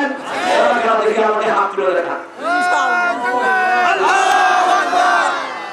বলেন হে আল্লাহ জীবনে আর কোনদিন ফরজ নামাজ, ফরজ রোজা, ফরজ পর্দা, ফরজ কোরআনি দল করা ছেড়ে দেব না। আমিন ইয়া রাব্বাল আলামিন। এবার আল্লাহ বলছেন গোলাম, এবার থেকে বাঁচতে হলে প্রথম ঈমান আনতে হবে, কি আনতে হবে? ইল্লাল্লাযীনা আমানু, পড়েন, ইল্লাল্লাযীনা আমানু ওয়া আমিলুস সলিহাত ওয়া তাওয়াসাউ বিল হক্কি ওয়া তাওয়াসাউ বিস সাবর। ঈমান আছে যেখানে আমরা যাব সেখানে ঈমানের 70টা শাখা আছে। কয়টা? প্রথমটা হলো লা ইলাহা ইল্লাল্লাহ, শেষটা হলো রাস্তা থেকে কাঁটা সরিয়ে দেয়া। এটা বলেন ইমাম বুখারী, আল ঈমানু বিদ'ুন ওয়া সাবউনা শু'বা ফাআফদালুহা কাওলু লা ইলাহা ইল্লাল্লাহ ওয়া আদনাহা ইমাতাতুল আযা আনিত তরিক, রাস্তা থেকে কাঁটা যদি সরিয়ে দাও। রাস্তাকেও বন্ধ করে দিয়েছে, বন্ধ করা হারাম। বন্ধ করা কি? আপনি কোন হিন্দুর ক্ষেত্রেও পানি বন্ধ করতে পারবেন না। একজন ইহুদির ক্ষেত্রে পানি বন্ধ করেছে, একজন কালেমা পড়ালো। সূরা নিসার 65 নম্বর আয়াত বলছি। কোন সূরা? নিসার 65 নম্বর আয়াতের পটভূমি। হুজুরের কাছে এসে ইহুদি বিচার দিলেন, হুজুর আপনার এই কালেমা পড়া লোকটি আমার ক্ষেতের পানি বন্ধ করে দিয়েছে। আপনি একজন ইহুদির পক্ষে রায় দিয়েছেন। হুজুর বললেন এটাই ঠিক, কারণ নবীরা কোনো ভুল রায় দিতে পারেন না, সকল নবী ইনসাফ প্রতিষ্ঠা করেন। তিনি বিচার পছন্দ করলেন না। আবু বকর রাদিয়াল্লাহু আনহু কাছে গিয়ে বললেন, আবু বকর আমি কালেমা পড়ি, আমি নামাজ পড়া, আমি কালেমা পড়ি ছাড়া দেই, বিশ্বনবী আমার বিরুদ্ধে ইহুদির পক্ষে রায় দিয়েছেন। আবু বকর বললেন আল্লাহর হাবিবের বিরুদ্ধে কথা বলার ক্ষমতা কারো নাই। চলে গেলেন ওমর ফারুকের কাছে রাদিয়াল্লাহু আনহু। ওমরের বিচারটা সানি করাতে এসেছি। তিনি বললেন আগে করেছেন কে? মুহাম্মদ সাল্লাল্লাহু। তোমার বিচারটা পছন্দ হয় নাই না? পছন্দ হয় না, আমার কাছে কেন এসেছো? আপনি আবার বিচারটা করে দেন। ঠিক আছে, বিশ্বনবীর বিচার পছন্দ হয় নাই, আমার কাছে এসেছো, বসো বিচার করে দেই। ওমরের মতো যদি নেতা থাকতো আমাদের দেশে মুসলমান নামধারীরা ইসলামকে নিয়ে এত বাংলামি করতে পারতো না। আমাদের দেশে বহু ইসলাম নামধারী ইসলামকে গালি দিয়েছে, এরকম বেয়াদব আছে না নাই? মারাও গেছে এগুলো। আল্লাহ এগুলোকে সঠিক শাস্তি দান করুন, বলেন আমিন। বিশ্বনবীকে গালি দিয়েছে, আযানকে গালি দিয়েছে, ওদের সাথে আমাদের কোনো সম্পর্ক নাই।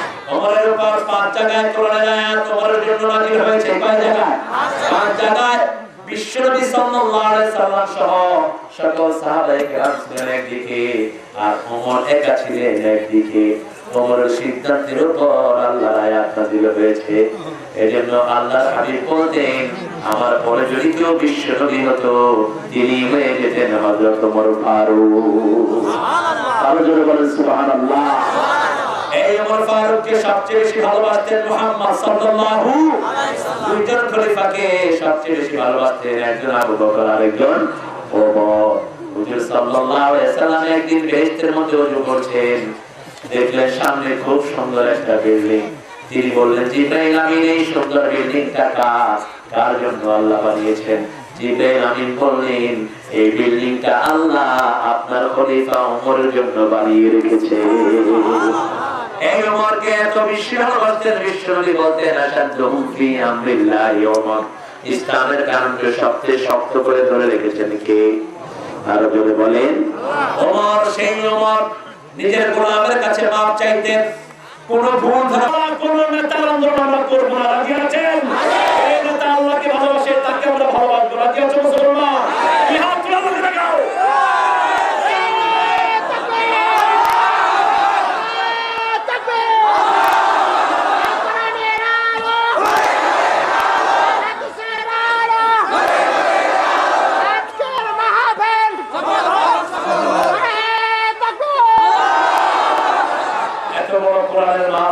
আল্লাহ দোয়া কবুল করবেন ইনশাআল্লাহ। বলেন আমরা এতক্ষণ চেষ্টা করেছি কোরআনের আলোচনা যেখানে হয়, আলী রাদিয়াল্লাহু আনহু বলেন সেটা নরমাল কোনো ভাব থাকে না।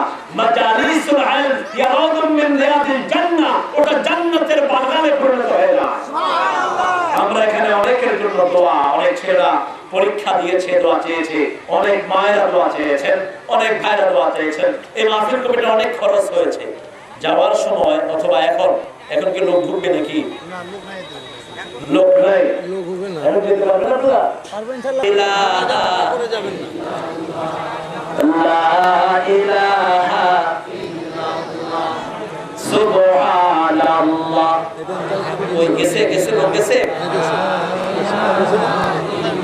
লা ইলাহা ইল্লাল্লাহ মুহাম্মাদুর রাসূলুল্লাহ সুবহানাল্লাহ আলহামদুলিল্লাহ লা ইলাহা ইল্লাল্লাহ গেছে এখানে যাওয়ার সময় মনে করতে আচ্ছা আলহামদুলিল্লাহ আলহামদুলিল্লাহ বলেন মোনাজাতের সময় আপনারা যারা এখানে আসবেন মঞ্চে আপনারা যতটুকু পারেন তবে কেউ আমার অনুরোধ করো একজন ভাইও খালি হাতে ফিরবেন না প্রত্যেকেই যদি দুই একটা করে দিয়ে যান আগামী মাহফিলের জন্য আর কোনো কষ্ট করতে হবে না এই যে এত বড় প্যান্ডেল এগুলোর খরচ আছে না নেই এই যে মাইকিং করেছে পোস্টারিং করেছে আছে না নেই আমরা যারা এসেছি আলহামদুলিল্লাহ আমরা প্রত্যেকের জীবনের গুনাহগুলো আল্লাহ মাফ করে দিবেন আলহামদুলিল্লাহ বলেন আল্লাহ ওয়াদা করেছেন যারা কোরআনের বাগানে আসে রহমতের চাদর দিয়ে তাদেরকে ঢেকে নেয় যখন তারা মোনাজাত দিয়ে ওঠে আল্লাহর ফেরেশতা বলে কুমু মাগফিরাত লাকুম তোমরা দাঁড়াও তোমাদের সব গুনাহ আল্লাহ মাফ করে দিয়েছেন সুবহানাল্লাহ আমরা সবার জন্য দোয়া করব কারোর জন্য মনে হিংসা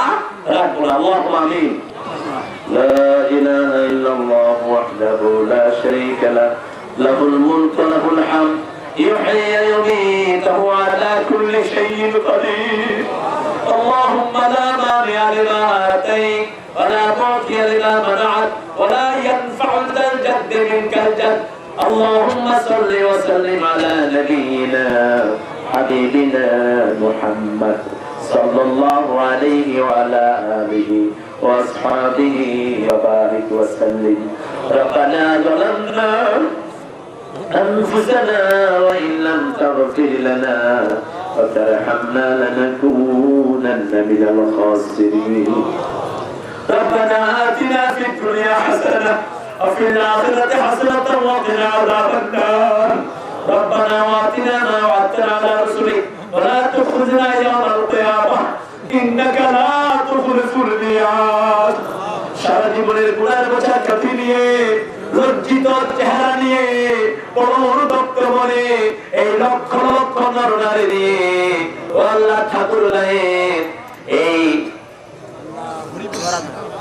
হরিপুর এই জায়গা থেকে আমরা গুনামাখা হাতগুলো আপনার কাছে তুলে ধরেছি ও আল্লাহ এমন কাছে এমন ভাবে কোনোদিন কারো কাছে হাত তুলি নেই এইভাবে কারো কাছে ভিক্ষার হাত কখনো পাতি নেই আপনার কাছে হাত তুললে আপনারা কি বড় খুশি হন আপনার নবী বলেছে এইভাবে হাত তুলে যখন গোলাম কিছু চায় আল্লাহ সেই হাত খালি হাতে ফিরিয়ে দেন না সেই হাত খালি ফিরিয়ে দেওয়াকে আপনার লজ্জা হয় ও আল্লাহ আমরা হাজার হাজার গুনাহগার আমাদের অনেক ভাইয়ের ছেলে মেয়ে তার বাপের জন্য হাত তুলেছে অনেক মা তার মেয়েদের জন্য হাত তুলেছে আল্লাহ আমাদের জীবনের গুনাহের জন্য আমরা বড় লজ্জিত মেহেরবানি করে আমাদের জীবনের গুনাহগুলো আপনি মাফ করে দেন আজকের নামাজ আজকের রোজা আজকের কালেমা পড়া আজকের কোরআন শোনা সহ সারা জীবন যা ইবাদত করেছি ভুল ত্রুটি যা হয়েছে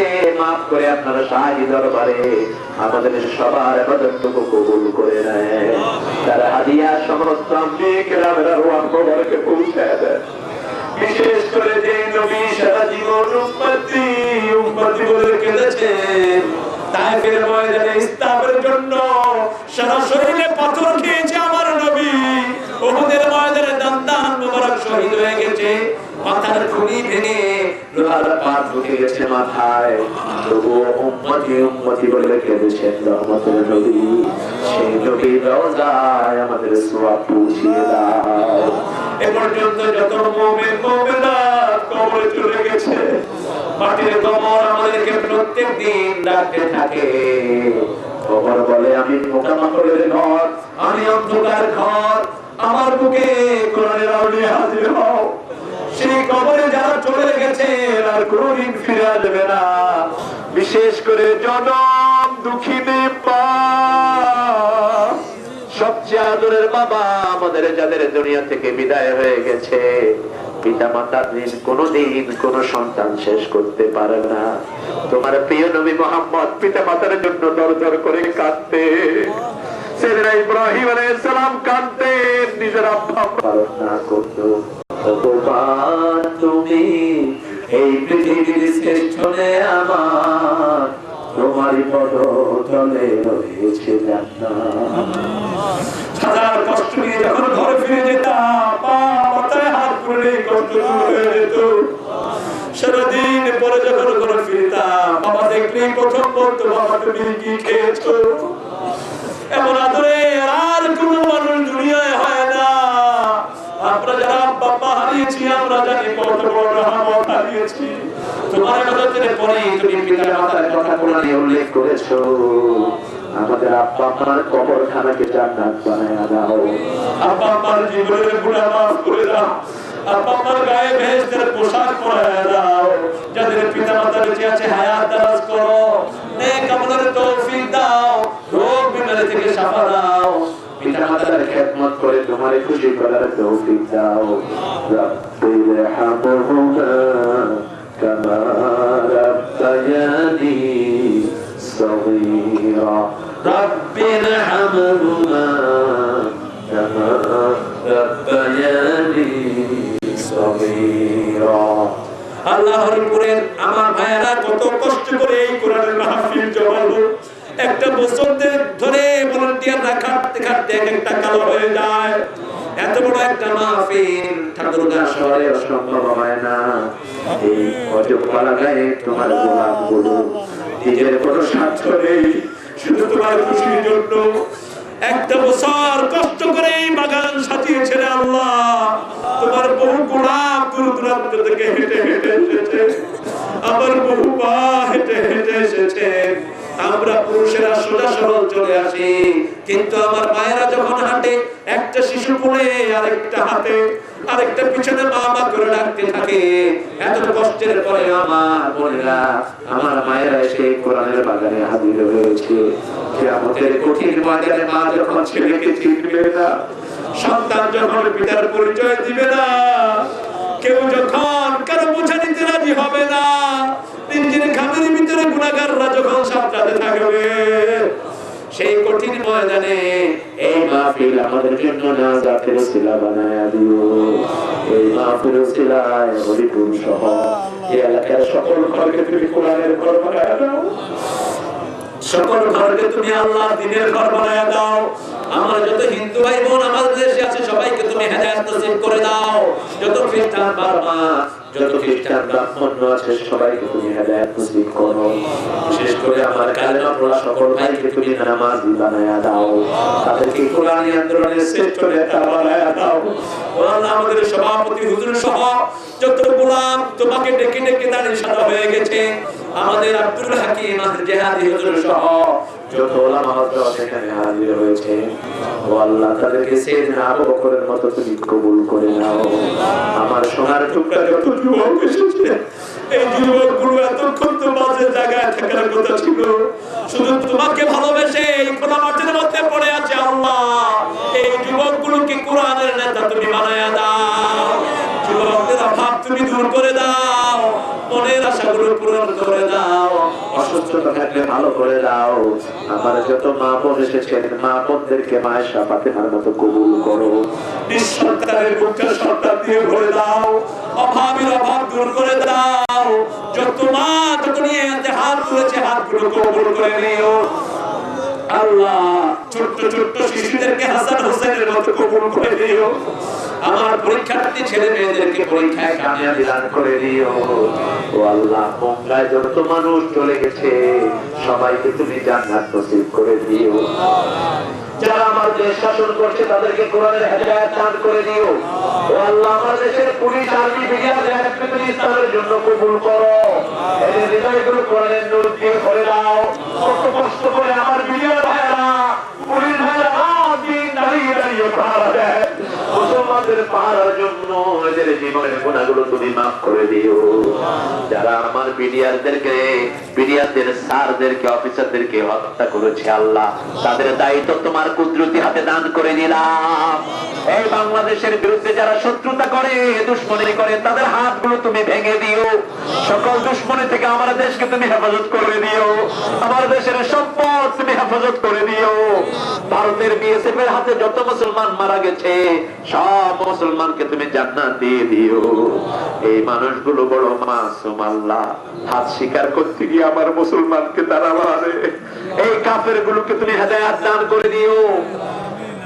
আফগানিস্তান, হিন্দুস্তান, ভারত, সারা পৃথিবীকে তুমি মুসলমানদের হাতে তুলে দিও। ও আল্লাহ, জানি না গভীর রজনী কে কোন নিয়তে হাত তুলেছে। একটি বছরের মতো আমরা এখান থেকে আবার বিদায় হয়ে যাব। আমরা ঈদের দিনে এতগুলো মানুষ আমরা একসাথে হয়ে আমরা তোমার জন্য শুধু এখানে একসাথে হয়েছি। আল্লাহ, তোমার হাবিব বলেছে যারা আমার জন্য একত্রিত হয়, আল্লাহর জন্য আলাদা হয়, তাদেরকে নাকি তুমি আরশের ছায়া তলে ছায়া দান করে দিবে। আল্লাহ, এখানে যত ভাই বোন এসেছেন, যত মানুষ এসেছেন, সবাইকে তুমি মাসুম করে দিও। সবার রোগ ব্যাধি তুমি ভালো করে দিও। সবার অভাব তুমি দূর করে দিও। মাহফিল কমিটির প্রত্যেকটি যুবককে তুমি সাইয়েদনা আলীর মতো কবুল করে নিও। এই মাহফিলকে কিয়ামত পর্যন্ত হেদায়েতের মার্কাজ তুমি বানায়া দিও। আমার খাতিব ভাইকে তুমি কবুল করে নিও। আল্লাহ, ওলাকে তুমি কবুল করে নিও। আমার যত ভাই যত দোয়া চেয়েছে, সব দোয়া মেহেরবানি করে তুমি কবুল করে নিও। সারা দুনিয়ার মুসলমানদেরকে তুমি কবুল করে নিও। আমরা জানি না কার জানাজার কাপড় দোকানে এসেছে, কার মৌতের খাটলিয়া তৈরি হয়ে আছে জানি না, কার জীবনের শেষ মুনাজাত, এই মুনাজাত জানি না। শাহাদাতের মওত আমাদের নসিব করে দিও। তোমার কোরআন পড়তে পড়তে, কালেমা পড়তে পড়তে যেন তোমার কাছে যেতে পারে, সেই তৌফিক দান করে দিও। মৃত্যু যেই দিন দুয়ারে আসবে, জবানে জারি করে দিও লা ইলাহা ইল্লাল্লাহু মুহাম্মাদুর রাসূলুল্লাহ। আসসালামু আলাইকুম। আপনাদেরকে সিডি এবং ক্যাসেটের ভিতরে সংগ্রহ করার জন্য অনুরোধ জানাচ্ছি। কোন দোকানে পাওয়া যাবে? দবিরুল ইসলাম।